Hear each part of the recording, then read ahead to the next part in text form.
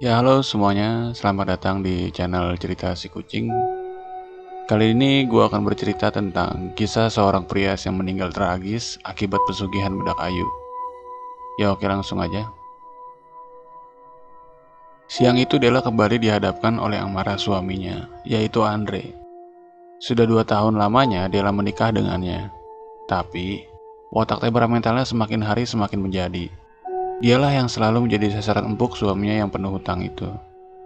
Alasannya, Andre suka marah-marah adalah karena hutang dan gajinya yang sebagai pelayan restoran tak cukup untuk memenuhi kebutuhan keluarganya. Ditambah hutangnya yang juga semakin menumpuk membuat amarahnya semakin menjadi. Kemarin saja, Della mendapat surat peringatan dari debt collector untuk segera melunasi hutang-hutangnya yang dulu sempat dipinjamnya untuk kebutuhan hajat pernikahan. Meski sering merasa sedih dimarahi terus, Della sebenarnya juga merasakan keresahan yang sama. Anaknya yang masih balita butuh asupan susu dan popok. Tentu hal ini semakin menambah beban hidup mereka. Yang bisa Della rasakan atau lakukan hanyalah membantu suaminya mencari pemasukan.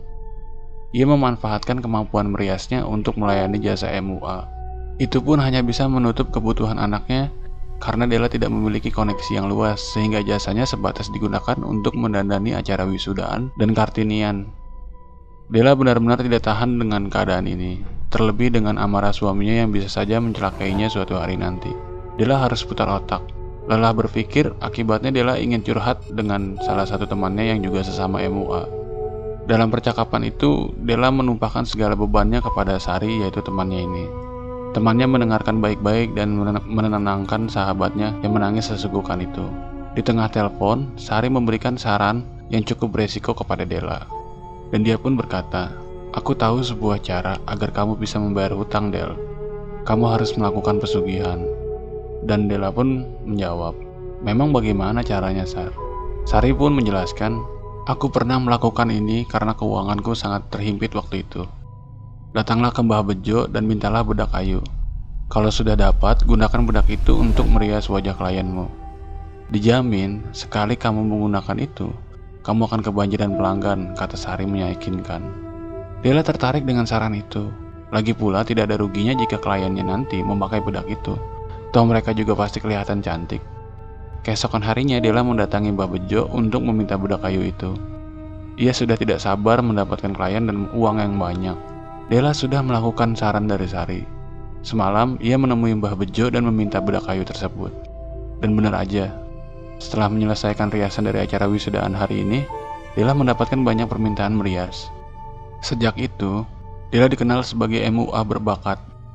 Dia memiliki nama yang besar sehingga klien-kliennya pun juga memiliki nama yang besar. Pernah suatu hari ia merasa terhormat untuk mendandani seorang artis papan atas di hari pernikahannya. Yang pasti, Della sudah terkenal di kalangan MUA. Atas pencapaiannya itu, Della akhirnya bisa melunasi hutang keluarganya. Bahkan, sekarang suaminya tak perlu lagi susah payah bekerja karena penghasilan Della lebih dari cukup untuk membeli susu dan popok bayinya.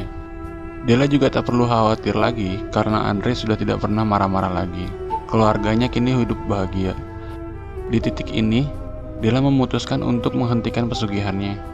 Dia merasa kalau namanya yang besar sudah cukup untuk membantunya melanjutkan hidup. Terlebih, tabungannya sudah lebih dari cukup untuk menghidupi keluarganya hingga 10 tahun ke depan. Della merasa melakukan pesugihan terlihat sebagai cara yang rendah untuk mendapatkan uang. Tapi, keputusan itu nampaknya salah besar. Hasil riasan Della menjadi sangat jelek tanpa bedak kayu.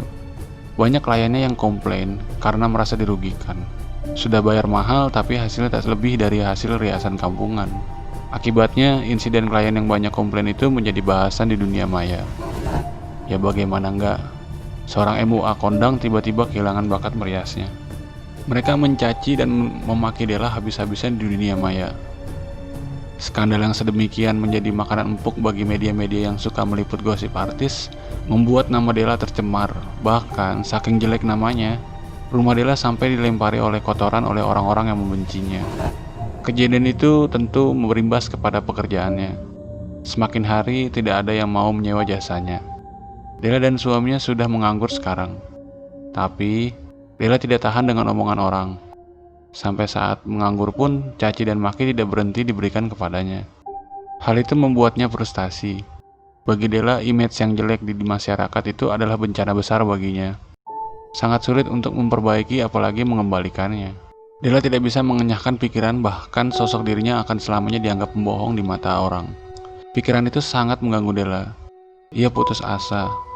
Ia mengambil kursi dan tali. Della memutuskan untuk mengakhiri hidupnya daripada hidup dalam kesengsaraan. Ya oke, thank you yang udah dengerin sampai habis. Jangan lupa subscribe ya, oke. See you in next video.